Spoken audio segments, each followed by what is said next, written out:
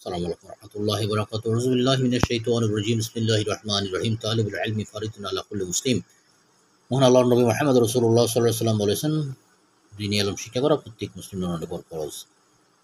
আসলে ওই দ্বীনি ইলম আমরা কীভাবে পাবো, ওই দ্বীন কীভাবে পাবো, আর ওই শিক্ষা কীভাবে পাবো, সেটার পাওয়ার একমাত্র মাধ্যম হলো ইলমে ওহী, অর্থাৎ কুরআনুল কারীমের জ্ঞান এবং রাসূল আরবি মুহাম্মদ রাসূলুল্লাহ সাল্লাল্লাহু আলাইহি ওয়াসাল্লামের পবিত্র হাদিস শরীফ মুবারক। তাহলে আমরা এ নিয়ে ইনশাআল্লাহ চেষ্টা করব বিস্তারিত আলোচনা করতে। ওহী একমাত্র নির্ভুল শিক্ষার মাধ্যম।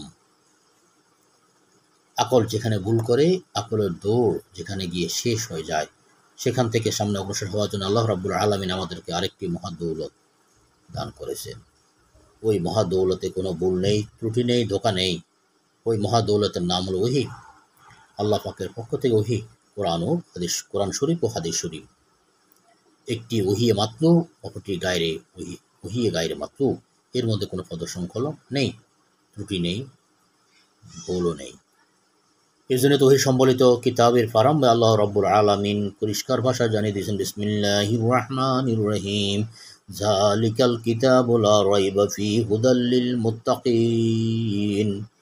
অর্থ, আমার ওহী সম্বলিত কিতাব এমন একটি কিতাব যার মধ্যে সন্দেহের কোনো অবকাশ নেই এবং তা মুত্তাকিদের জন্য পথ প্রদর্শক।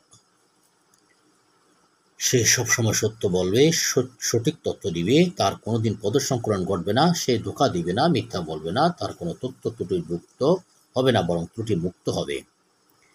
সে সম্পর্কে আল্লাহ রাব্বুল আলামিন বলেন, যার অর্থ বাতিল ও অসত্য না তার কোরআনের পিছন থেকে আসতে পারে আর না সামনে থেকে। আল্লাহু আকবার। যালিকাল কিতাবু লা রাইবা ফীহি হুদাল লিল মুত্তাকিন। তাহলে বোঝা গেল, ওহীর মাধ্যমে যা কিছু জানবো ও বুঝবো তাকেই বলা হবে শিক্ষা ও ইলম। যেহেতু এর কোনো ভুল নেই, আর এই শিক্ষাই এলো মানুষের বৈশিষ্ট্য। শিক্ষার এই মাধ্যমটি বিজাতির কাছে নেই, প্রত্যেক শুধু মুসলমানদের কাছে আছে। বিজাতির কাছে আছে দুটি বস্তু, পঞ্চেন্দ্রিয় বিবেক, আর আমাদের কাছে আছে তিনটি পঞ্চেন্দ্রিয় বিবেক ও ওই পঞ্চেন্দ্রিয় দৌড় যেখানে শেষ, আকল ও বিবেকের দৌড় সেখান থেকে শুরু, যার কোনো শেষ নেই। আকল দৌড় যেখানে শেষ, ওহীর দৌড় সেখান থেকে শুরু, যার কোনো শেষ নেই। হ্যাঁ, বাকি শিক্ষাগুলো যদি ওহীকে ফলো করে চলে, তথা জাগতিক শিক্ষা যদি ওহীকে ফলো করে চলে, ওহী নির্দেশনা মেনে চলে, ওহীকে পথ প্রদর্শক হিসাবে মেনে চলে, তাহলে রূপক অর্থে এগুলো শিক্ষা বলা যাবে। ওহীকে অবজ্ঞা করে চললে এগুলো আর শিক্ষা বলা যাবে না। বেশি থেকে বেশি জীবিকা নির্বাহের একটি মাধ্যম বলা যাবে। মোট কথা, শিক্ষা হলো একমাত্র ওহীর মাধ্যমে যা জানবো বুঝবো, আর ওই শিক্ষাই হলো জাতির মেরুদণ্ড। অতএব এই কথা পরিষ্কার হয়ে গেল যে ওহীর জ্ঞান এবং ওহীর শিক্ষা জাতির মেরুদণ্ড। এই শিক্ষা মানুষকে মানুষ বানায়, অমানুষকে মানুষ বানায়, মানুষের মধ্যে পরিবর্তন ঘটায়, মানুষকে তা ছিনায়। আল্লাহর বান্দা বলেন, ও জ্ঞানী, জ্ঞান পিপাসা তো অনেক ভালো, কিন্তু যে জ্ঞান নিজের বাস্তবতা হাকিকত সম্পর্কে অজ্ঞ, তা কি জ্ঞান বলা যায়? কবি আরো বলেন, ও দূরদর্শিতা রুচি তো অনেক ভালো, তবে যে দূরদর্শিতা নিজেকে দেখে না, তাকে কি দূরদর্শিতা বলা যায়? আজ সূর্যের কিরণ পর্যন্ত বন্দি করতে সক্ষম হয়েছি, কিন্তু নিজের জীবনে অন্ধকার দূর করতে পারলাম না, এটাকে শিক্ষা বলা যাবে?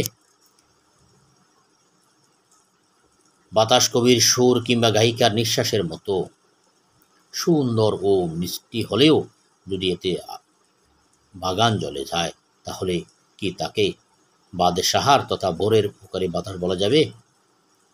সকালবেলার পূর্ব আকাশ থেকে হিমেল হাওয়া বয়ে চলছে, কি আরাম লাগছে।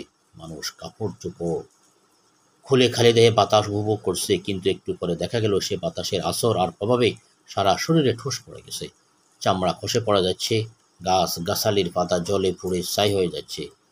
বাতাসটি সাময়িকভাবে যতই আনন্দদায়ক, শান্তিময়, আরামদায়ক হোক না কেন, এই বাতাস আল্লাহর রহমত নয়, বরং গজব ও অভিশাপ। তেমনিভাবে যে শিক্ষা অর্জন করা সহজ, সুবিধাও আছে, অনেক সুযোগ রয়েছে বহু, আবার পয়সা কামা করার উসিলা হয়, কিন্তু যদি ওই শিক্ষার আসর তার আসরার প্রভাবে মানুষ আল্লাহ থেকে দূরে সরে যায়, মানুষ না থাকে, ও নিজেকে চিনতে না পারে, ওই শিক্ষা কখনো শিক্ষা হতে পারে না, বরং এ শিক্ষা হবে তখন স্রষ্টার অভিশাপ ও লালত, নাউজুবিল্লাহ মিন যালিক। কলমের খোসায় লক্ষ লক্ষ টাকা চুরি। চোর মসজিদে মুসল্লিদের জুতা চুরি করেছে, ধরা পড়লে তার পিঠে শত শত জুতা পড়ে। কত টাকা দামের জুতা সে চুরি করেছে? 50 কিংবা 100 বা 500 বা 1000, এর বিনিময়ে শত শত জুতা তার পিঠে পড়ে। পক্ষান্তরে আজ আমরা যাদেরকে শিক্ষিত মনে করি, এমন হাজার হাজার লোক কি দেশে নেই? তারা কলমের এক খোঁচা দিয়ে দেশ ও জাতির লাখ লাখ টাকা চুরি করে ফেলে। 100 টাকার জুতা চুরি করার কারণে যদি শত শত জুতা ফিটে পড়ে, তাহলে কলমের খোঁচা দিয়ে যে ব্যক্তি লাখ লাখ টাকা চুরি করে, তার ফিটে কত লক্ষ জুতা পড়া প্রয়োজন? তাকে তো তার শিক্ষা ফিরাতে পারলো না যে তুমি তো মানুষ, চোর নও, তুমি জাতির কর্ণধার, ধোঁকাদাতা নও। তার শিক্ষা তো তাকে ফিরাতে পারলো না, তাহলে কি এই শিক্ষাকে শিক্ষা বলবেন? দুধে পানি মেশানোর ঘটনা। ফারুক আজম হযরত ফারুক রাদিয়াল্লাহু তাআলা আনহু হিজরি খ্রিস্টপূর্ব 40 থেকে 24 হিজরি, যখন ক্ষমতায় 13 থেকে 24 হিজরি ছিলেন, রাতের ঘুম ছেড়ে মদিনা ও মদিনার আশপাশের এলাকার অলিতে গলিতে তিনি ঘুরে বেড়াতেন, প্রজাদের অবস্থা অবলোকন করতেন। একবার ভোর রাতে শুনতে পাচ্ছেন এক ঘর থেকে আওয়াজ আসছে, তাড়াতাড়ি দুধে পানি মেশাও, একটু পরে তো দুধ বাজারে দিতে হবে। কচি কণ্ঠে উত্তর আসছে, না, দুধে পানি মেশানো যাবে না। তাকে বলা হলো কেন যাবে না? তদুত্তরে সে বলল, খলিফাতুল মুসলিমিন হযরত ওমর ফারুক রাদিয়াল্লাহু তাআলা নিষেধ করেছেন। বলা হচ্ছে খলিফা তো ঘুমে বিভোর, আমরা দুধে পানি মিশালে তিনি কি দেখবেন? আল্লাহু আকবার। ছোট্ট মেয়ে উত্তর দিচ্ছে, খলিফা না দেখলে কি হবে? খলিফার খোদা মহান আল্লাহ রাব্বুল ইজ্জত, মহান আল্লাহ রাব্বুল আলামিন, তিনি সামিন বসির, তিনি তো দেখবেন, তিনি তো ঘুমান না। তিনি তো তার সম্পর্কে বলেছেন, লা তাখুযুহু সিনাতু ওয়ালা নাওম, তার তো আল্লাহ তাআলার তন্দ্রাও আসে না, ঘুমও আসে না। পানি মেশানো গেল না, ধোঁকা দেওয়া গেল না, তাকে কি কে ফিরালো? ওহী তো তার কোরআন হলো হাদিস শরীফের শিক্ষাতে ফিরালো, আখিরাত মুখে শিক্ষাতে ফিরালো। ডক্টর ইকবাল মরহুম রাহমাতুল্লাহ আলাইহি বলেন, ভাদ্র মাসের অমাবস্যার রাতের যে বৃষ্টির ফোঁটা সমুদ্র গভীরে কোনো আলোড়ন সৃষ্টি করতে না পারে, মুক্তা জন্ম দিতে না পারে, সে বৃষ্টি আর ঝিনুকের কি মূল্য? যে শিক্ষা অন্তরের মধ্যে কোনো পরিবর্তন আনতে পারে না, সে শিক্ষার কি মূল্য? এমন শিক্ষাকে কি শিক্ষা বলা যায়? ডক্টর ইকবাল মরহুম রহমতুল্লাহ বলেছেন, অর্থাৎ যে শিক্ষার আসর আর প্রভাবে নারীরা নারী থাকে না, পর্দা ছেড়ে দিয়ে পুরুষের ন্যায় রাস্তাঘাটে, হাটে বাজারে, অফিস আদালতে ও কলেজ ভার্সিটিতে সমান অধিকারের দাবি নিয়ে বেরিয়ে আসে, ওই শিক্ষাকে শিক্ষা বলা চলে না। জ্ঞানী গণীদের দৃষ্টিতে ওই শিক্ষা জাতির জন্য মৌত বা মৃত্যুতুল্য। সত্য ও বাস্তব বলতে গেলেই মূল্যবাদী অপবাদ আসবে, বলবে এরা নারী স্বাধীনতা লঙ্ঘন করে, নারীর অধিকার হরণ করে। অধিকার আর স্বাধীনতা কি, তা তো বুঝলাম না। লোহা ও সোনার স্বাধীনতা এক নয়। কটকটিওয়ালা কটকটি বিক্রি করে কিসের বিনিময়ে? ভাঙ্গা বোতল, ভাঙ্গা পট, মরিচাওয়ালা টিনের টুকরা, রডের টুকরা ইত্যাদির বিনিময়ে। এগুলো নিয়ে কোথায় রাখে? বাজারের বাইরে রাস্তার কিনারায় ফেলে রাখে। স্তূপ বড় হয়ে গেলে ট্রাক ভাড়া করে সাপ্লাই দেয়। আর স্বর্ণকার স্বর্ণ কোথায় রাখে? বাজারের ভিতরে, দোকানের ভিতরে, কুঠুরির ভিতরে, আলমারির ভিতরে, সবগুলোর সামনে তালা লাগানো থাকে। আবার বাজারে চৌকিদার পাহাড় দাঁড়িয়ে করে। স্বর্ণ যদি বলে, এই পুরানো লোহা, কাঁচ ভাঙ্গা ইত্যাদি কি সুন্দর স্বাধীন জীবনযাপন করছে, মুক্ত আবহাওয়া ব্যবহার করছে, ও মুক্ত বাতাস খাচ্ছে, আর আমাকে এখানে আলমারির ভিতরে বন্দি করে আমার স্বাধীনতা হরণ করা হচ্ছে, আমার অধিকার হরণ করা হচ্ছে। এ কি ইনসাফ? এখন যদি কেউ স্বর্ণের উপর দয়াশীল হয়ে স্বর্ণকে ভাঙ্গাচোরা বস্তুর ন্যায় রাস্তার কিনারা রেখে দেয়, তাহলে স্বর্ণের দাম বাড়বে না কমবে? মুক্ত আবহাওয়া তো খাবে ঠিক, কিন্তু এর পাশাপাশি কুকুর বিড়ালের পেশাব পায়খানাও কপালে জুটবে। কুকুর বিড়াল পেশাব পায়খানা কোথায় করে? ওই যে রাস্তার পাশে। এতে স্বর্ণের ইজ্জত বাড়লো না আসল ইজ্জতটুকু হারিয়ে গেল? বোঝা গেল স্বর্ণ ও লোহার স্বাধীনতা ও অধিকার এক নয়, নারী পুরুষের স্বাধীনতা অধিকার এক নয়।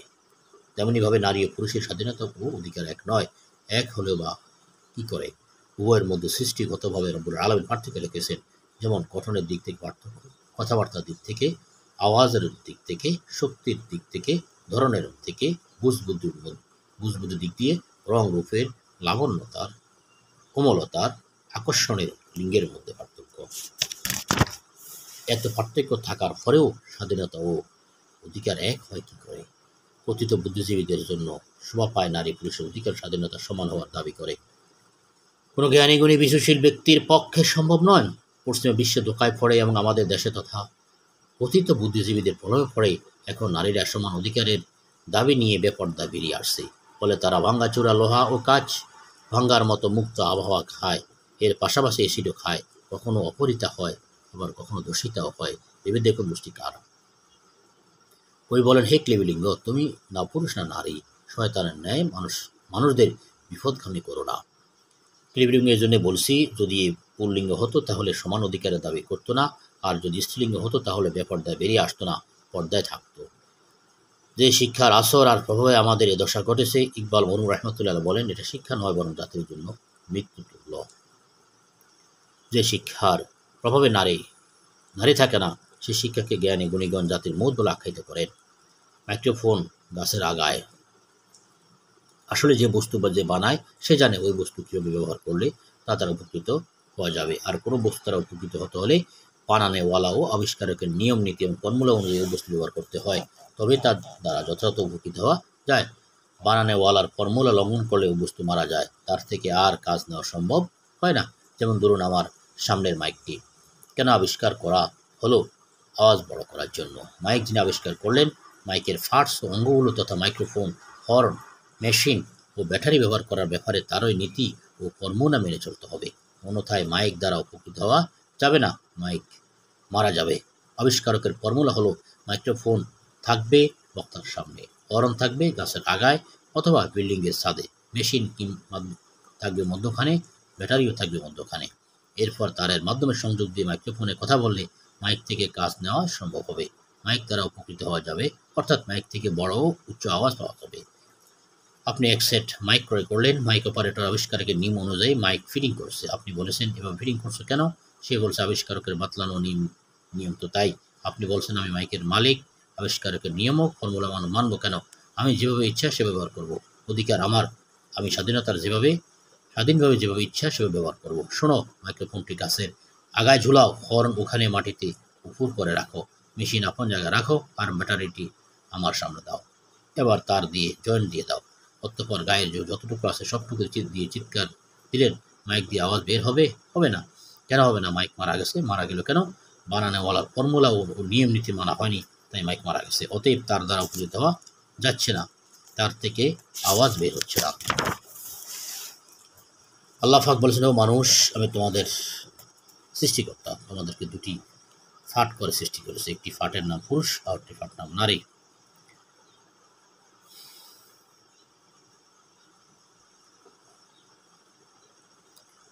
আল্লাহ রাব্বুল আলামিন বলেন, বিসমিল্লাহির রহমানির রহিম, ইয়া আইয়ুহান নাসু আত্তাকু রাব্বাকুমুল্লাযী খালাকাকুম মিন নাফসিন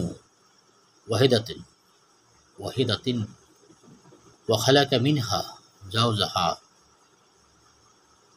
ওয়া বাসসা মিনহুমা রিজালান কাসীরান আও নিসা। অর্থাৎ, হে মানুষ সকল, তোমরা তোমাদের পালনকর্তাকে ভয় করো, যিনি তোমাদেরকে একটি সত্তা থেকে সৃষ্টি করেছেন, অতঃপর তার থেকে তার সৃষ্টিকে সৃষ্টি করেছেন এবং দুজন থেকে বিস্তার করেছেন বহু পুরুষ ও নারী।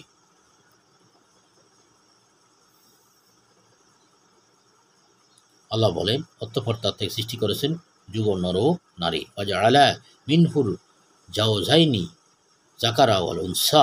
কোনো ফাটি কোথায় থাকলে মানব জাতি জিন্দা থাকবে, কোন ফাট কোথা থাকলে মানব জাতি জিন্দা থাকবে এবং তাদের থেকে উপকৃত হওয়া যাবে, তা একমাত্র আমি সৃষ্টিকর্তা আবিষ্কারক আল্লাহ রাব্বুল আলামিন জানি।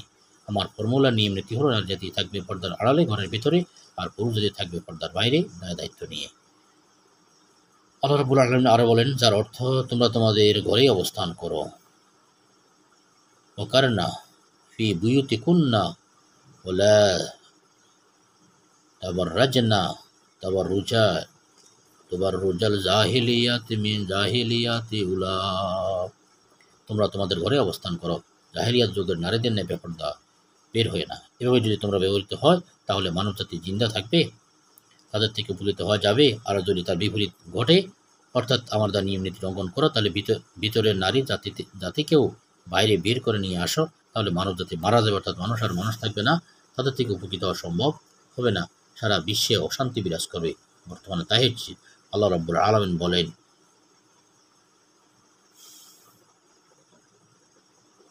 জাহারাল ফাসাদু ফি বাররি ওয়া বাহরি বিমা কাসাবাত আইদিন নাস। অর্থাৎ জলস্থলে সর্বত্র যে অশান্তি বিরাজমান তা একমাত্র মানুষের কৃতকর্মের পর। আল্লাহুম্মা গফিরলি, আল্লাহুম্মা গফিরলি উম্মাতি মুহাম্মাদি ওয়া আরহাম উম্মাতি মুহাম্মাদি ওয়া আসলি উম্মাতি মুহাম্মাদি। আল্লাহুম্মা গফিরলি, আল্লাহুম্মা গফিরলি ওয়ারহামনি, আল্লাহুম্মা গফিরলি ওয়ারহামনি। নারীদেরকে ঘর থেকে বের করলাম আর শান্তি বিদায় নিয়ে গেল। একটি শিক্ষার প্রভাবিতই এমনটি ঘটল। ডক্টর ইকবাল মরহুম রহমতুল্লাহ বলেন, যে শিক্ষার প্রভাবে নারী থাকে না, শিক্ষাকে জ্ঞানী গুণীমান জাতির মুখ বলে আখ্যায়িত করেন। যে শিক্ষার উদ্দেশ্য পয়সা কামানো, সে শিক্ষা প্রকৃত শিক্ষা নয়, সে শিক্ষা জাতির জন্য বিস্তুল্য। কোচিং সেন্টার, হ্যাঁ, এখানে একটু প্রসঙ্গের কথা না বললে নয়। জাগতিক শিক্ষার সাথে যদি কোরআনের শিক্ষাকে এর সাথে সাথে বাস্তবায়ন করা যায়, তথা তাকে ফলো করে, কোরআন কারিমের জ্ঞানকে ফলো করে যদি ও শিক্ষা শেখানো হয়, তাহলে ওটা বিষতুল্য নয়, বরং মধুতুল্য হওয়ার সম্ভাবনা রয়েছে। এবং মধুতুল্য, যে শিক্ষা দ্বারা সে দুনিয়াতে উপকৃত হবে, আখিরাতে উপকৃত হবে। আর উল্টোটা হলে সে দুনিয়া আখিরাত দুটোই বরবাদ করবে। কোচিং সেন্টার, আজ আমাদের দেশে হাজার হাজার কোচিং সেন্টার গড়ে উঠছে। গলিতে গুলিতে চিপায় কোচিং সেন্টার দেখা যাচ্ছে। দেওয়ালে সাইনবোর্ডে কত আকর্ষণীয় নাম দেখা যায়, কোচিং সেন্টারের অ্যাড দেখা যায়। বলুন তো, এই কোচিং সেন্টারগুলোর উদ্দেশ্য জাতিকে শিক্ষিত বানানো না পয়সা কামানো? এই জন্য কেউ যেভাবে কোচিং সেন্টার খুললো, পয়সা বেশি আসবে সেভাবে খোলা হচ্ছে। যেভাবে খুললে লেখাপড়া বেশি হবে সেভাবে নয়। বিভিন্ন কোচিং সেন্টারে নিয়ম করা আছে, একজন ছাত্র যদি দুজন ছাত্রকে ভর্তি করাতে পারে, তাহলে ওই দুজন থেকে যে ফিস পাওয়া যাবে তার এক ভাগ ওই প্রতজনকে দিয়ে দেওয়া হবে। ওই দুজন আরও 4 জনকে ভর্তি করতে পারলে 4 জনের ফিসের একাংশ দুজনকে আর কিছু অংশ প্রতজনকে দেওয়া হবে। অর্থাৎ নেটওয়ার্ক পদ্ধতির ব্যবসা। এখন ছাত্ররা লেখাপড়া তাকের উপর রেখে তাবলিগে নেমেছে। তাবলিগ মানে মসজিদ থেকে দিনে দাওয়াতের তাবলিগ নয়, ছাত্র জোগাড় করা তাবলিগ। এখন ছাত্রের পিছনে চলছে গাস্ত, মসজিদে আসার গাস্ত নয়, কোচিং সেন্টারে আসার গাস্ত। আসো কোচিং সেন্টারে ভর্তি হও, এরপর তুমি আরও ছাত্র ভর্তি করাতে পারলে এত টাকা পাবে। এখন লেখাপড়া একদিকে রেখে ছাত্রের পিছনে গাছ চলছে। এর নাম কি জাতিকে শিক্ষিত বানানো? পক্ষান্তরে আমাদের বাংলাদেশে আমার জানা মতে 20,000-এর বেশি কওমি মাদ্রাসা রয়েছে। কোনো একটি মাদ্রাসার পক্ষ থেকে পয়সার বিনিময়ে কোচিং সেন্টার খোলা হয়েছে? কেউ দেখাতে পারবেন? কেন খোলা হলো না? কারণ এরা বুঝে যে আমাদের শিক্ষার উদ্দেশ্য পয়সা কামানো নয়, বরং আমাদের শিক্ষার উদ্দেশ্য হলো অমানুষকে মানুষ বানানো, আল্লাহ পাকের বান্দাদেরকে আল্লাহ পাকের সাথে সুসম্পর্ক জুড়ে দেওয়া। এর জন্য পয়সার কোনো প্রশ্ন নেই। বরং শিক্ষক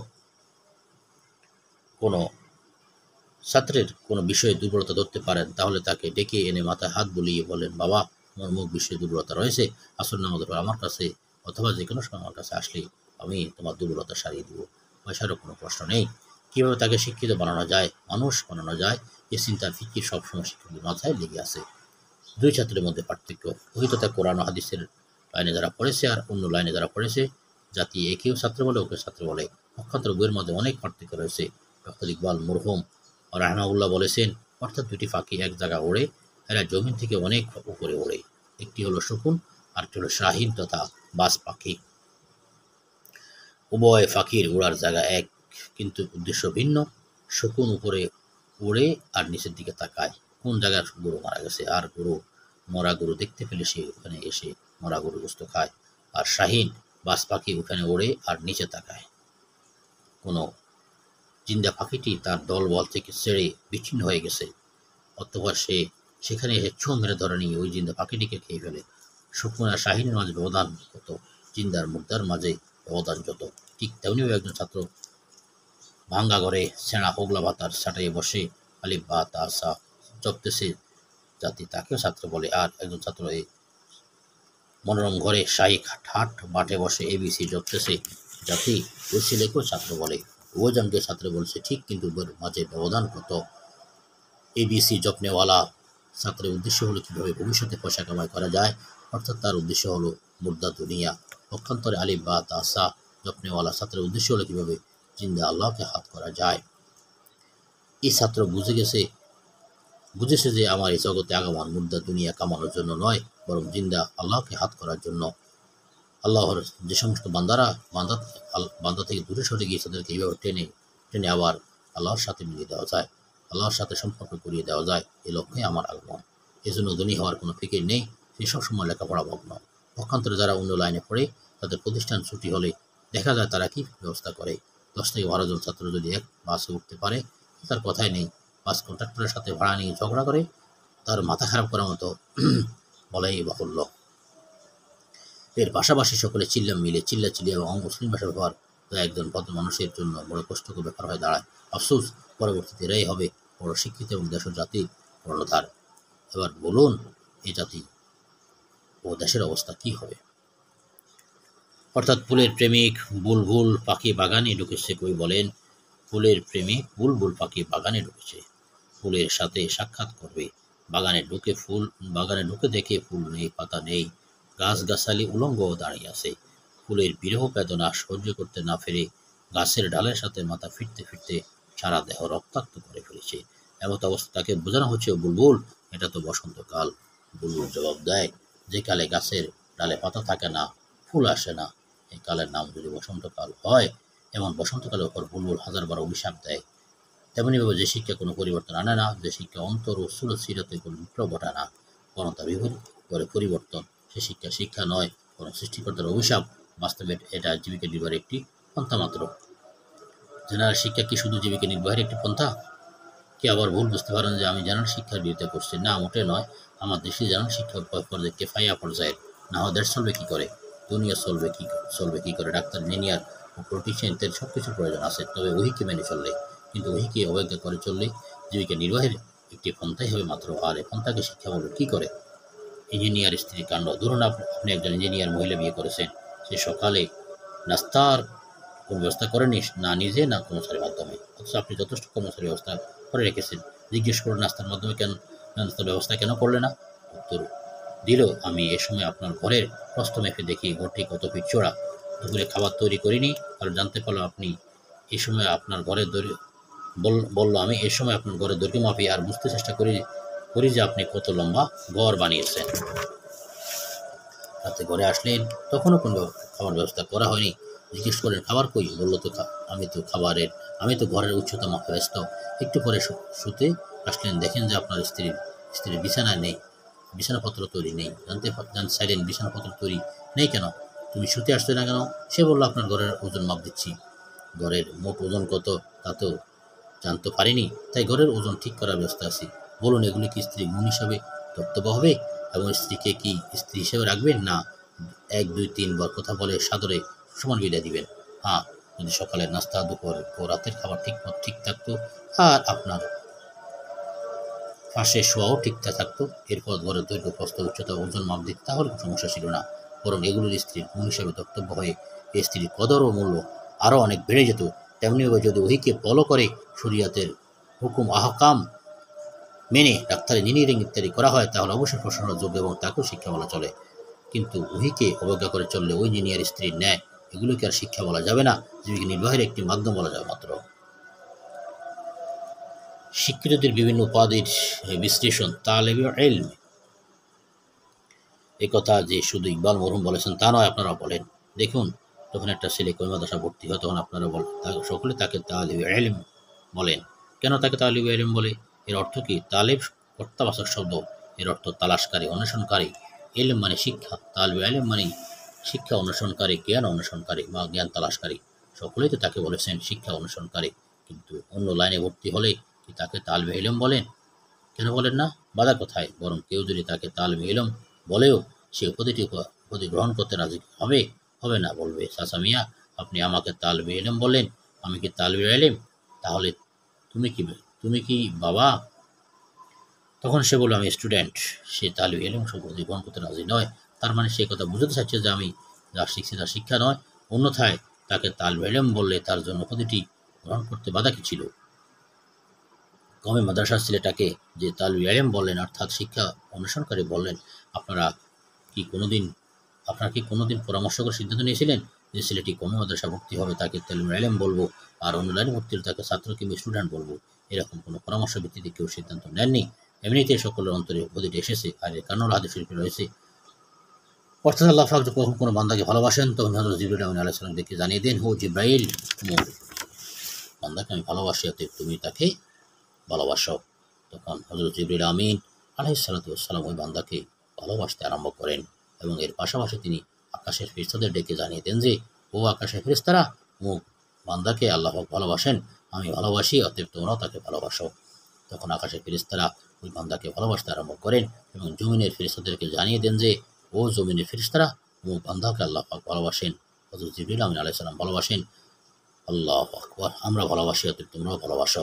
জমিনের ফেরেশতারা তখন বান্দাকে ভালোবাসতে থাকেন, এবং তার ভালোবাসা শুধু মানুষ নয়, বরং প্রত্যেকটি মাখলুকের অন্তরে ঢুকিয়ে দেন। প্রত্যেক সমস্ত মাখলুক তাকে ভালোবাসতে আরম্ভ করে। হযরত বরকত আব্দুল কাদের জিলানী রাহিমাহুল্লাহর নাম শুনেছেন তো? আমরা তাকে ভালোবাসি কি বাসি না, ভালোবাসি। কেন তাকে ভালোবাসি? জীবনে কোনোদিন তিনি আমাদেরকে 10 টাকা দিয়েছিলেন? কোনোদিন তার সাথে সাক্ষাৎ হয়েছিল? এক দুবেলা দাওয়াত হয়েছিল? কিছু নয়। তারপর আমরা তাকে কেন এত ভালোবাসি? এই ভালোবাসা মনে আল্লাহ পাকের পক্ষ থেকে ফেরেশতাদের মাধ্যমে হয় সকলের অন্তরে ঢুকেছে। প্রথমে তাকে আল্লাহ পাক ভালোবেসেছেন, এখন যে শুধু মানুষ তাকে ভালোবাসবে তা না, প্রত্যেকটি মাখলুকও তাকে ভালোবাসে। হাকিমুল উম্মতের বিড়ালের জীবন উৎসর্গ। হাকিমুল উম্মত মিল্লাত হযরত শাহ সাওয়াল থানভী রাহমাতুল্লাহ আলাইহি এর দরবারে একটি বিড়াল ছিল। একদিন বাবুর্চি ডাল ফাঁক করে রান্না করে দরজা বন্ধ করে দিয়ে বেরিয়ে যায়। এমত অবস্থায় একটি বিষাক্ত সাপ ঘরের খুঁটি বেয়ে তীর হয়ে এক পাশ থেকে অপর পাশে যাওয়ার পথে ডালের পাতিল বরাবর উপরে গেলে ডালের পাতিল পড়ে যায়। মাত্র বাবুর্চি ডাল ফাঁক করে গেছে, গরম ডালে পড়ে সাপটি মারা যায়। কিন্তু ঘটনাটি কেউ দেখেনি, দেখেছে একমাত্র বিড়ালটি। একটু পরেই বাবুর্চি পাকঘরে এসেছে। এখন বিড়াল বাবুর্চিটিকে বলবে যে ডালগুলি খাওয়া যাবে না, ডালে সাপ পড়েছে। কীভাবে বলবে? বিড়াল যে ভাষায় বলতে পারে বাবুর্চি সে ভাষা বোঝে না, আর বাবুর্চি যে ভাষা বুঝে বিড়াল সে ভাষা বলতে পারে না। বিড়ালের তো ভাষা একটাই, ম্যাও ম্যাও। তাই সে আগের তুলনায় ম্যাও ম্যাও বাড়িয়ে দিলেও বাবুর্চি কি বোঝে বিড়াল কেন এত বেশি ম্যাও করছে? পশু পাখির ভাষা হযরত সুলাইমান আলাইহিস সালাম বুঝতেন, আমরাও কখনো তাকে দেখিনি, পশু পাখির ভাষা বুঝবে কি করে? বিড়াল দেখলো, বুঝাতে পারলাম না। সে বাবুর্চির লুঙ্গি ধরে টেনে ডালের পাতিলের দিকে নিতে চায়। বাবুর্চি বিড়ালটিকে লাথি মেরে সরিয়ে দেয়, আর ভাবে বিড়ালটি মনে হয় মাথা খারাপ হয়ে গেছে, সে এমন করছে কেন? বিড়াল দেখলো, বুঝাতে পারলাম না। রশির মধ্যে বাবুর্চির কাপড় চোপড় ঝুলছে।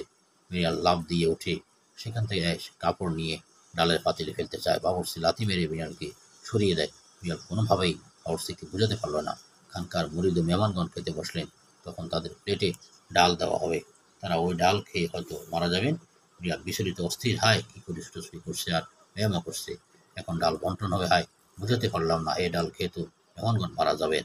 এই অবস্থায় বিড়াল কিছু করতে না পেরে এবং কোনো উপায় না দেখে লোকগুলোকে বাঁচানোর লক্ষ্যে সকলের সামনে লাফ দিয়ে চুপ করে গরম ডালের পাতিলে পড়ে মারা যায়। বিড়াল মারা যাওয়ার ডাল তো আর কেউ খাবে না। ডাল ফেলে দিতে গিয়ে দেখি বিরাট একটি সাপ মরে আছে। এখন বুঝে আসছে বিড়াল এতক্ষণ এমন করেছিল কেন। একটু ভাবুন, বিড়ালটি নিজের জীবন দিয়ে খানকাবাসীকে বাঁচিয়ে দিল কেন? জীবন দেওয়া এত সহজ, সবচেয়ে কঠিন কাজ। বিড়াল তার জীবন দিয়ে দিল কি কারণে? কারণ ওই খানকাবাসীর ভালোবাসা মাহাব্বত বিড়ালের অন্তরে ঘর বেঁধে আছে। ওই ভালোবাসার কারণেই বিড়ালের জন্য জীবন উৎসর্গ করা সহজ হয়ে গেছে। প্রকৃত বন্ধুর জন্য বন্ধু জীবন দিতে পারে। বন্ধু, যদি জীবন চাও, জীবন উৎসর্গ করতে প্রস্তুত, এর থেকেও যদি আরো কোনো বস্তু তোমার প্রিয় হতে থাকে বলো, চাও তোমার জন্য উৎসর্গ করতে প্রস্তুত। কারণ মহব্বতের দরুন কঠিনতম কাজ সহজতর হয়ে যায়। ভালোবাসার দরুন তিক্ত বস্তু মিষ্টি হয়ে যায়। ভালোবাসার কারণে কষ্ট আরামে পতিত হয়। প্রেমের ঘাত প্রতিঘাতে আমাকে পূর্ণতা দান করেছে। এখন আর কোনো কঠিন আমার দৃষ্টিতে কঠিন রয়নি। ফরহাদ ও শিরিনের কাহিনী। ফরহাদ নামক এক যুবক শিরিন নামক এক যুবতীকে ভালোবাসত। শিরিন ফরহাদকে বলেছে, আমাকে পেতে হলে সাগর সেচতে হবে। কোনো বিলম্ব না করে ফরহাদ এক দূরে সাগরে পৌঁছেছে। সেখানে পৌঁছে দেখে কি দিয়ে সে সেচবে, হাতে তো তার কিছু আর আনেনি। সাগরের কূলে একটি ঝিনুক ফেয়ে তার দিয়ে সেচ আরম্ভ করে দেয়। আমরা হলে বলতাম সাগরের সেচা কি আদৌ সম্ভব? কিন্তু ফরহাদের নিকট এই কাজ অসম্ভব নয়, তা আবার ঝিনুক দিয়ে। কারণ আমাদের অন্তরে শিরিনের ভালোবাসা নেই, তাই আমাদের কঠিন। আর ফরহাদের অন্তরে শিরিনের ভালোবাসা আছে, তাই তার কাছে সাগর সেচাও সহজ। তেমনিভাবে বিড়ালের অন্তরে খানকাবাসীর ভালোবাসা আছে বিদায় তার জন্য জীবন দিয়ে দেওয়া সহজ হয়ে গেছে। ভালোবাসা না থাকলে সম্ভব হতো না। খানকাবাসী মারা গেলে বিড়ালে কি ক্ষতি হতো? নিজের জীবনকে বিলিয়ে দিয়ে কেন তাদেরকে বাঁচিয়ে দিল? এর একমাত্র কারণ তাদের মাহাব্বত আর ভালোবাসা বিড়ালকে বাধ্য করেছে জীবন বিলিয়ে দিতে। আল্লাহু আকবার। সে হয়তো ভাবছে বিড়াল তুই মারা গেলে কার কি আসবে ভাবে। এই খানকাবাসী জীবিত থাকলে দিনের উপকার হবে, আল্লাহ পাকের বান্দাদের উপকার হবে, অনেক লাভ হবে। মহব্বত আল্লাহর পক্ষ থেকে আসে। মহব্বত করা যায় না, মহব্বত হয়ে যায়। এই আগুন চালাতে হয় না, এমনিতেই জ্বলে ওঠে। তেমনি এমনইভাবে আল্লাহ তাআলার পক্ষ থেকে ফেরেশতাদের মাধ্যম হয়ে এই উপদেশ সকল অন্তরে আসে যে যখন একটি ছেলে মাদ্রাসা ভর্তি হবে তখন তাকে তোমরা বলবে তালিমুল ইলম, অর্থাৎ ইলম অনুসরণকারী, জ্ঞান অনুসরণকারী প্রতিষ্ঠিত করবে। মুন্সি কিছুদিন অতিক্রম করার পর এক তালিবে ইলম ছেলেটিকে সবাই মুন্সি বলে। কি অর্থ মুন্সি? মুন্সি কেন বলে? মুন্সি বাবলি ফাল থেকে ইসমুল ফাইলের সিয়া তথা কর্তাবাচক শব্দের অর্থ দুটি। এক অর্থ হলো লেখক, মুন্সি মানে লেখক, আর যে লেখে তাকে লেখক বলে। যে লিখতে জানে সে মূর্খ না শিক্ষিত? শিক্ষিত। তার মানে জগৎবাসী এই ছেলেটিকে শিক্ষিত বলছে। সে বলছে যে আপনি লেখক তথা শিক্ষিত। এখানে একটি প্রশ্ন জাগে যে এরকম লেখা তো অন্য লাইনের ছেলেরাও লিখে, তাকে মুন্সি বলা হয় না। এর উত্তর ওই ছেলে থেকে নেওয়া না। তাকে মুন্সি বলে, দেখুন না, সে লাঠি নিয়ে হাতে নিবে, বলবে চাচা মিয়া আপনি আমাকে মুন্সি বলেছেন, দেখেন না আমি কি মুন্সি। এই ছেলেটাও তার তো লেখে, কিন্তু মুন্সি উপাধি গ্রহণ করতে রাজি নয়। কেন রাজি নয়? সে যেন বলেছে আমার লেখা তো বাম দিক থেকে শুরু হয়, বামের কোন দাম আছে? এটা তো লেখা নয়, বরং আঁক মাত্র। তাই আমাকে মুন্সি তথা লেখক বলা ভুল হবে। অতএব আমাকে মুন্সি বলবে না। মুন্সি তো তারা মাদ্রাসায় পড়ে।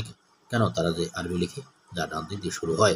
অতএব যে ওই লেখা লিখবে তাকে মুন্সি বলবেন, আমাকে নয়। কেউ হয়তো বলবেন হুজুরা বাংলা ভাষার বিরোধী। না, হুজুরা বাংলা ভাষার বিরোধী নয়, বাস্তব কথা বলছি। বাস্তব যারা বাংলা ভাষার জন্য মায়া কাঁদে তাদের অনেকে বাংলা বলতে পারে না, তাদের সন্তানরা বাংলা বলতে পারে না, ইংলিশ মিডিয়াম পড়ে, আবার গৌরব করে সে আমার ছেলে বা মেয়ে বাংলা বলতে পারে না, ইংরেজিতে কথা বলে। তাদেরকে কি বলবেন? তাদেরকে তো বাংলা ভাষা বিরোধী বলতে হয়। 21শে ফেব্রুয়ারিও বাংলা ভাষা আন্দোলন। 1359 বাংলা 8 ফাল্গুন এদেশে ভাষা আন্দোলন হয়েছিল। আফসোস তা পালন হয় 21শে ফেব্রুয়ারি। এই আন্দোলনে বাংলা ভাষার জন্য হয়েছে না ইংরেজি ভাষার জন্য? যারা এই আন্দোলন জীবন দিলেন তারা ইংরেজি ভাষার জন্য জীবন দিয়েছিলেন না বাংলা ভাষার জন্য? তাহলে শহীদ দিবস 21শে ফেব্রুয়ারিতে কেন উদযাপন করা হয়? আমাদের বাংলা ভাষা নেই, বাংলা তারিখ নেই? এই ভাষার জন্য যারা রক্ত দিলেন, জীবন দিলেন, তাদের কোনো দাম নেই, এই ভাষার কোনো মূল্য নেই। 8 ফাল্গুনের জায়গায় 21শে ফেব্রুয়ারি ভাষা আন্দোলন দিবস উত্থাপন করা হচ্ছে। কত মায়া, কাদা কাঁদছো। বাস্তবতা এই যে এরাই ভাষার বিদ্রোহী, ঠিক কিনা? যারা ভাষার জন্য জীবন দিলেন তাদের খবরে গিয়ে কখনো দোয়া কলম পড়েছে? বিভিন্ন জায়গায় শহীদ মিনার নির্মাণ করে হয়েছে, সেখানে গিয়ে ফুল দেয়, 2 পয়সা লাভ হবে। আর যদি হাতে দোয়া তো ফুটতো তাহলে হয়তো লাভ হতো, প্রবাসীরা শান্তি পেত, হতো। দোয়া দরুদের ধারে কাছে নেই, ঢোল তবলা নিয়ে কাছাকাছি করছে আর 5 মিনিট নীরবতা অবলম্বন করছে। তাতে কি লাভ হবে? বলতে গেলে বল, হুজুর আপনি পাগলের ফলা করছেন, বকছেন।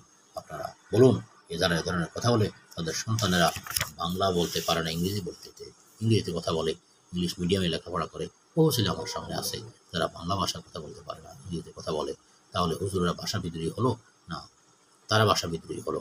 বাচ্চাকে নিজের মায়ের ভাষা শেখালাম না, ব্রিটিশদের ভাষা ইংরেজি শেখালাম, যারা প্রায় 200 বছর আমাদেরকে শোষণ করেছে, আমাদের উপর জুলুম নির্যাতন নিষ্ঠুর চালিয়েছে, আমাদের হাজার হাজার শিক্ষা প্রতিষ্ঠান ধ্বংস করেছে।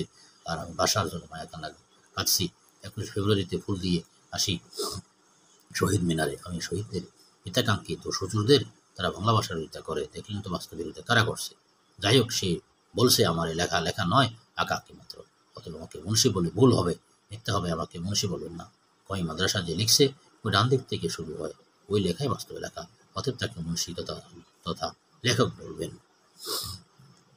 মুন্সি মৌলবীগণ নেয়ামতের ওসিলা। মুন্সি দ্বিতীয় অর্থ হলো পালনকর্তা। মুন্সি আবার পালনকর্তা কিভাবে? বাস্তবে পালনকর্তা তো মহান আল্লাহ রাব্বুল আলামিন। নিঃসন্দেহে পালনকর্তা আল্লাহ পাক। কিন্তু আমাদের থাকা, খাওয়া, সুখ শান্তি উপভোগ করা ইত্যাদি সবকিছু ওসিলা হলো এই মুন্সি মৌলবী। তাই উপকার্তে তাদেরকে মুন্সি তথা পালনকর্তা বলা হয়।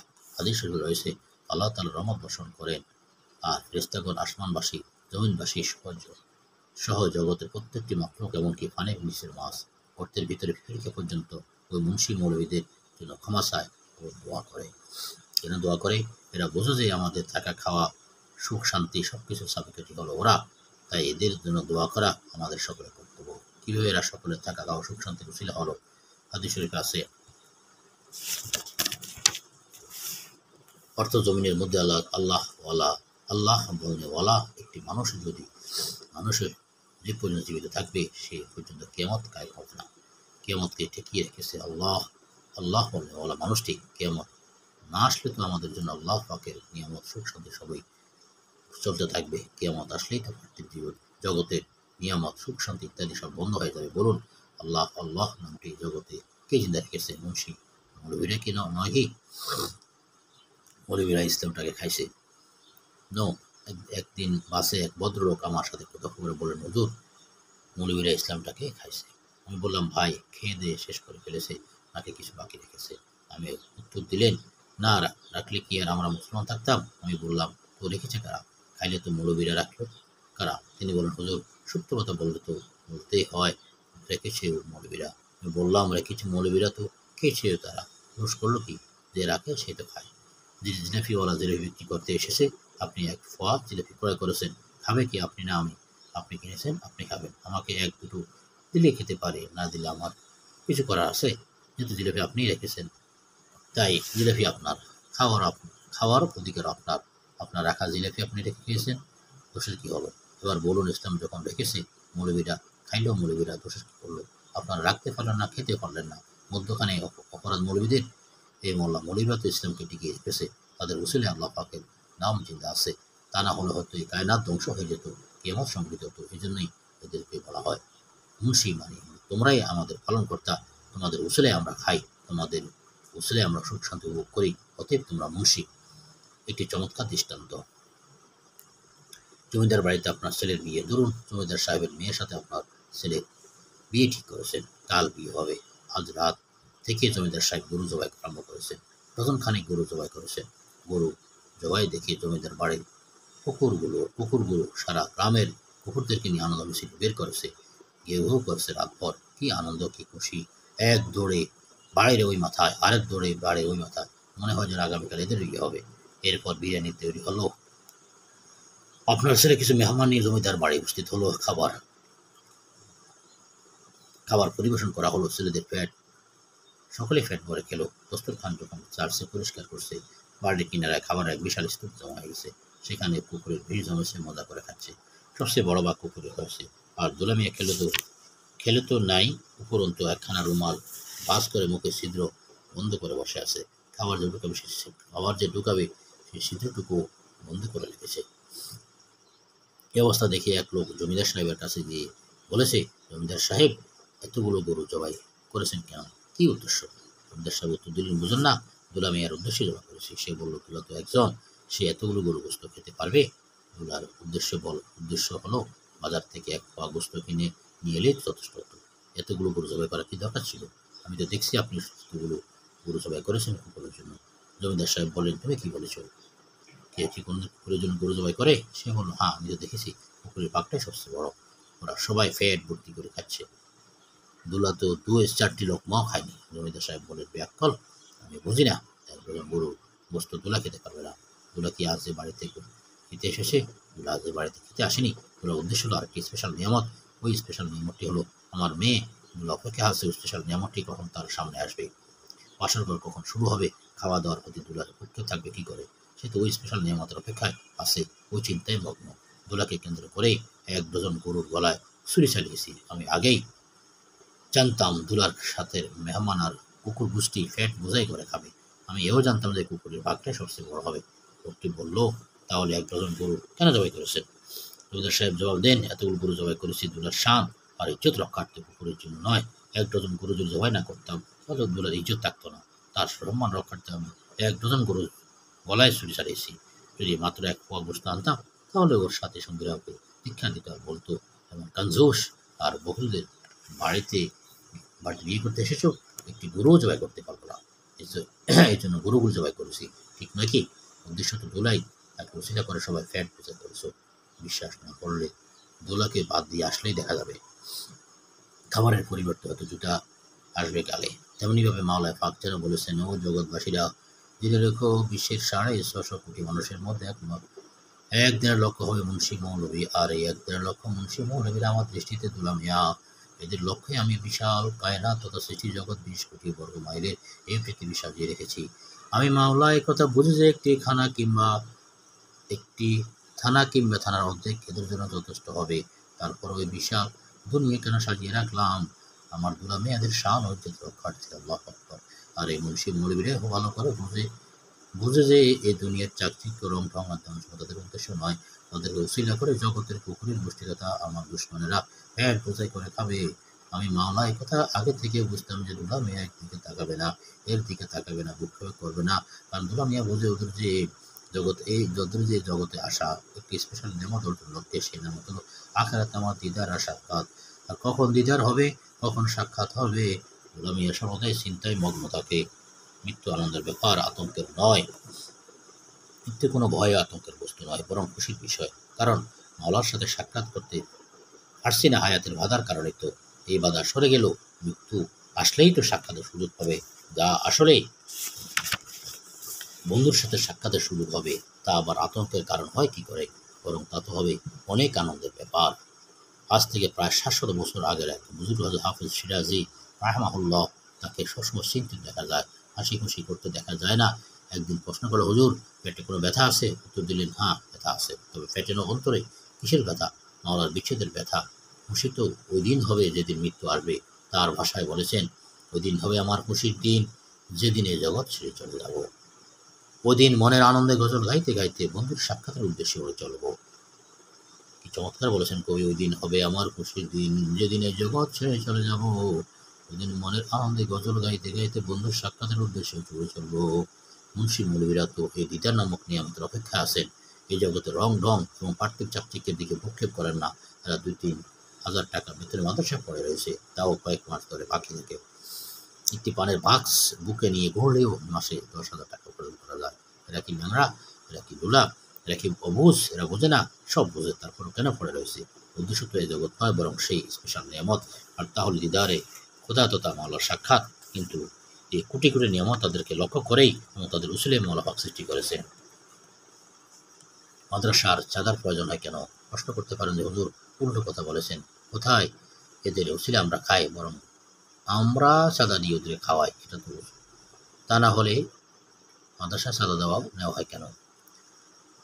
আল্লাহ। উত্তর একটি দৃষ্টান্তের মাধ্যমে প্রশ্নের উত্তর বোঝার চেষ্টা করুন। দেখুন, দুলার সামনে স্পেশাল একটি প্লেট দেওয়া হয়, এতে আস্ত ভাজি মুরগি, কয়েকটি ডিম ভাজি, আরো কত কিছু প্লেটটি সাজানো থাকে। দুলা বসে আছে কিন্তু খায় না। কিছুক্ষণ পর শালা সামনে চলে সে বসে দুলার ওই প্লেট থেকে খেয়ে পেট বোঝাই করে। ফাঁকে ফাঁকে দু একটা লোকমা দুলার মুখে জোর করে ঠেলে দেয়। এখন যদি তারা মনে করে যে আমাদের উসিলায় দুলা খাচ্ছে, আমরা যদি দুলাকে না খাওয়াতাম তাহলে দুলা ক্ষুধায় মরত। তাদের এই ধারণা কি ঠিক? হবে? বরং দুলার উসিলায় এরা খেতে পেরেছে। এ বাড়িতে দুলা না আসলে এরা এ ধরনের খানা খেতে পারতো না। এরা দুলার মুখে 2-4টে লোকমা কেন ঠেলে দিল? তারা এই কাজ তারা বুঝতে চায় যে, ও দুলা ভাই, আমরা আপনার দূরের কেউ নই, আমরা আপনার নিকটতম আত্মীয়। এই পরিচিত হওয়ার লক্ষ্যে আমরা আপনার সামনে এসে 2-4টি লোকমা ফাঁকে ফাঁকে আপনার মুখে ঠেলে দিচ্ছি। অতএব যখন পিকনিকে যাবেন, পার্কে ঘুরতে যাবেন, আমাদেরকে সাথে নিয়ে যেতে হবে, ভুলে গেলে চলবে না। এই পরিচয় দেওয়ার লক্ষ্যে 2-4টি লোকমা আপনার মুখে ঠেলে দিলাম। এমনিভাবে ভালো মানুষগুলো 2-400 বা 2-4 হাজার টাকা আমাদের সামনে নিয়ে আসে। আর এই কথা বুঝতে চাই যে আপনারা আমাদের দুলাভাই তুল্য এ জগতের মধ্যমণি। আমরা আপনাদের নিকটতম মানুষ। আপনাদের সাথে আমাদের আন্তরিকতা ও ভালোবাসা আছে। এই পরিচয় দেওয়ার লক্ষ্যে 2-400 বা 2-4 হাজার টাকা চাঁদা দিয়ে গেলাম, মানে আপনাদের মুখে 2-4টা লোকমা ঠেলে দিলাম। অতএব কাল আখেরাতে যখন পিকনিকে যাবেন, বেহেশতের পার্কে ঘুরতে যাবেন, তখন আমাদেরকে বলে হবে না, আমাদের সাথে নিয়ে যেতে হবে। উদ্দেশ্য হলো এটা। শালীরা দুলার মুখে 2-4টি লোকমা ঠেলে দেয়। এই লোকমাগুলো তাদের কষ্টার্জিত নয়, তাদের বাফে তৈরিকৃত খাবার। দোকানে উপকৃত হচ্ছে তারা, পার্কে যাওয়ার সুবিধা বুক করছে তারা। তেমনিভাবে ভালো মানুষেরা মাদ্রাসা চাঁদা দিয়ে যাচ্ছে, আল্লাহ পাকের দেওয়ার সম্পদ দিয়ে যাচ্ছে, নিজের কিছু দিচ্ছে না। দোকানে ফায়দা লুটছে নিজেরা, বেহেশতে যাওয়ার সুবিধা বুক করছে। বোঝা গেল মাদ্রাসার চাঁদাদাতারা মাদ্রাসা চালায় না, বরং চাঁদাদাতা সহ সকলেই মাদ্রাসা ও আলেম ওলাদের উসিলায় চলে ও খায়। মাদ্রাসা তো আল্লাহ পাকে চালান। বাদশার হুকুম, হযরত নিজামুদ্দিন আউলিয়া রহমতুল্লাহ আলাইহির নজর নিয়াজ পেশ করা নিষেধ। হযরত নিজামুদ্দিন আউলিয়া রহমতুল্লাহি আলাইহি এর দরবারে হাজার হাজার মানুষ থাকে ও খায়। ছোটরা তৎকালীন বাদশাহের কাছে গিয়ে বলেছে যে ভারতবর্ষের প্রকৃত বাদশাহ তো নিজামুদ্দিন। বাদশাহ বলল, কিভাবে? তারা বলল, নিজামুদ্দিন যদি আজকে দাবি করে যে আমি দেশের বাদশাহ, তাহলে সে বাদশাহ হয়ে যাবে, কেননা সকল অন্তরে তার বক্তার শ্রুতি রয়েছে। তার দরবার লক্ষ লক্ষ মানুষ আসছে আর খাচ্ছে। বলে, আপনার বাদশাহ আর থাকবে না। বাদশাহ জানতে চাইল তাহলে এখন কি করতে পারে। তারা বাদশাহকে পরামর্শ দিল, নিজামুদ্দিন রহমতুল্লাহ দরবারে যে হাদিয়া তোফা আর নজরানা আসে তা বন্ধ করে দিন। বাদশাহ আইন করে দিল যে নিজামুদ্দিন দরবারে সর্বপ্রকার হাদিয়া তোফা নজরানা পেশ করা নিষেধ। বাদশাহ পাহাড়দার নিযুক্ত করে রেখেছেন, কেউ যেন হাদিয়া তোফা না আনে। ওরা ভাবছে হাদিয়া তোফা বন্ধ করে দিলে মানুষ আর খাওয়া দাওয়া পাবে না, সবাই তার দরবারে চলে যাবে, পরে নিজামুদ্দিন পঙ্গু হয়ে যাবে। এই সংবাদটি হযরত নিজামুদ্দিন আউলিয়া রাহিমাহুল্লাহ তাআলা শুনতে পেলেন। তখন ওমর খান নাজিম দায়িত্বশীলকে ডেকে বলেন, ভাই, আজ থেকে আগের তুলনায় দ্বিগুণ খাবার পাক করবে। এরপর থেকে পাক শাক ডবল চলছে আর মানুষ ডবল আসছে। হাদিয়া তো পনেরো আশা একেবারে বন্ধ।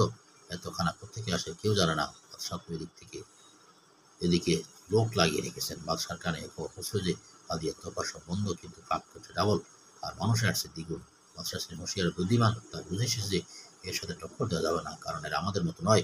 এদের অবস্থা হলো, আমাদের থাকা খাওয়া পড়ার চিন্তা তো আমাদের মহান পালন করতে আল্লাহ রাব্বুল আলামিন, আমাদের নিজের নয়। এই নিয়ে চিন্তা করতে গেলে পেরেশানি ও অস্থিরতা বাড়বে, লাভ কিছুই হবে না। হযরত সুফিয়ান সাওরী রাহমাতুল্লাহ আলাইহি তৎকালীন বাদশার কথোপকথন। হযরত সুফিয়ান সাওরী রাহমাতুল্লাহ আলাইহি একদিন তৎকালীন বাদশাহ জিজ্ঞেস করলেন, ভাই সুফিয়ান, চাকরি বাকরি তো করতে দেখি না, ব্যবসা বাণিজ্য করতে দেখি না, খাও কোথা থেকে? তখন সুফিয়ান সাওরী রাহমাতুল্লাহ আলাইহি বলেন, কি বেকুবি করলাম? তুমি তো দেখি বড় বেকুব। বাদশাহ সুফিয়ান রহমতুল্লাহ জবাব দিলেন, ভাই তুমি তো বড় বেকুব। বাদশাহ বললেন, কি বেকুবি করলাম? সুফিয়ান সাওরী রাহমাতুল্লাহ বলেন, তোমার প্রশ্ন বলেছে তুমি বড় বেকুব। বাদশাহ জানতে চাইলেন, ভাই কিভাবে বেকুব হলাম? সুফিয়ান সাওরী রাহমাতুল্লাহ বলেন, আমি যার গোলাম, আমার চিন্তা তো তার জিম্মায়। তিনি কোত্থেকে খাওয়ার পড়ান তাকে জিজ্ঞেস করো, আমাকে জিজ্ঞেস করছো কেন? চাল ও আটার কল, চাল আটা বের করার জন্য এত ধান ও গম কোথায় পায়? চাল কলের নিচ দিয়ে চাল পড়ে, কলের নিচে দিয়ে আটা পড়ে, উপরে থেকে তাকে একটি চুঙ্গিতে ধান ডাললে নিচ দিয়ে ডাল বের হয়, গম ডাললে নিচ দিয়ে আটা বের হয়। এখন যদি কেউ কলকে জিজ্ঞেস করো, কল, এত চাল আটা বের করছো, এত ধান ও গম কোথা থেকে পাও? তখন কল এই কথা বলবে না যে তুমি বড় বেকুব, এই কথা আমাকে জিজ্ঞেস করছো কেন? আমার মালিককে জিজ্ঞেস করো। আমার মালিক যদি উপর দিয়ে ধান ঢালে তাহলে আমি নিচ দিয়ে চাল বের করি, আর যদি আমার উপর দিয়ে গম ঢালে তাহলে আমি নিচ দিয়ে আটা বের করি। আমার দায়িত্ব হলো মালিক আমার উপর দিয়ে যা দিবে তা চূর্ণ করে নিচ দিয়ে বের করে দেব, আর যদি না দেয় কিছু বের হবে না। আমার মালিক জানে কোত্থেকে সঙ্গীতে দাম দিবে আর কোত্থেকে গম দিবে, সেটা আমি জানি না। সুফিয়ান সাওরী রাহমাতুল্লাহি আলাইহি মুজাদ্দিদ সানো বাদশাহ, আমি তো ফলের ন্যায়, মালিক যদি আমার মুখে দিয়ে রুটি আর ভাত ঢোকান তাহলে আমি মলমূত্র নিচ দিয়ে বের করে দিই, আর মালিক যদি না ঢোকান তাহলে কিছুই বের হবে না। কোত্থেকে ঢুকবে আমার মুখে ভাত আর রুটি তা আমি জানি না। আমাকে জিজ্ঞেস করছো কেন? মালিককে জিজ্ঞেস করো। মালিকের প্রশ্ন আমাকে করা কি বেকুবি নয়? বাদশাহ মাথা নত করে ফেললেন। হুজুররা কি ফরখাওয়া? আরেকটি কথা ভালো করে বুঝিনি, না বুঝে আমরা অনেকে বলি হুজুররা ফরখাওয়া। হুজুরদেরকে গালি দিয়ে বুঝ বুদ্ধির অভাব। হুজুরদেরকে দাওয়াত দিয়ে তো খাওয়ান না, হুজুররা আপনার ঘরে জোর করে এসে খেয়ে যায়।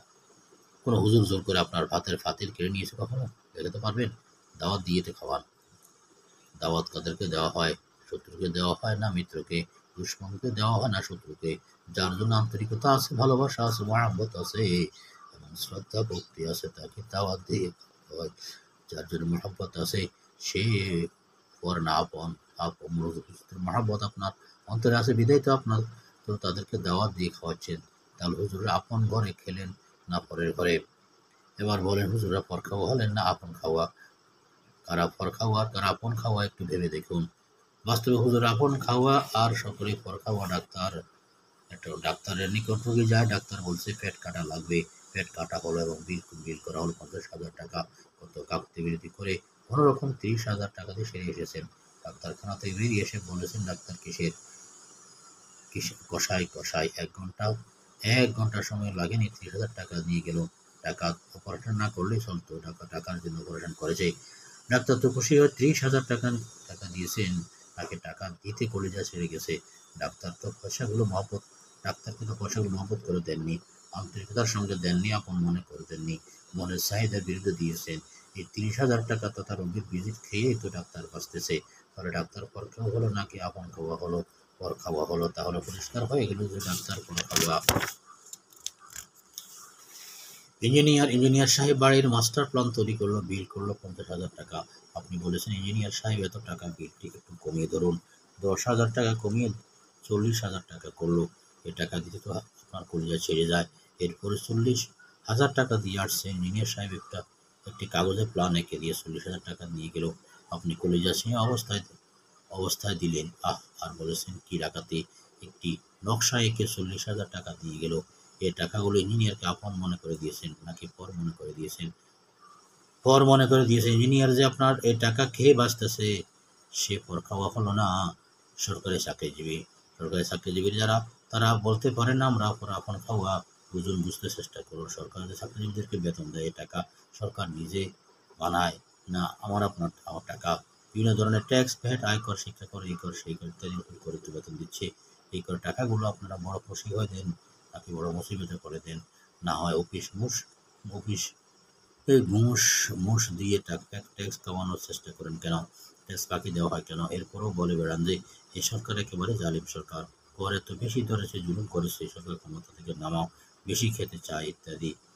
আল্লাহ, ট্যাক্স যে দিলেন তা খুশি হয়ে দিলেন না বেজার হয়ে দিলেন? এভাবে জোরদস্তি করে টাকা নিয়ে গেল সরকার, যা আপনি বেজার হয়ে দিলেন। সে টাকায় দিয়ে তো বেতন হলো।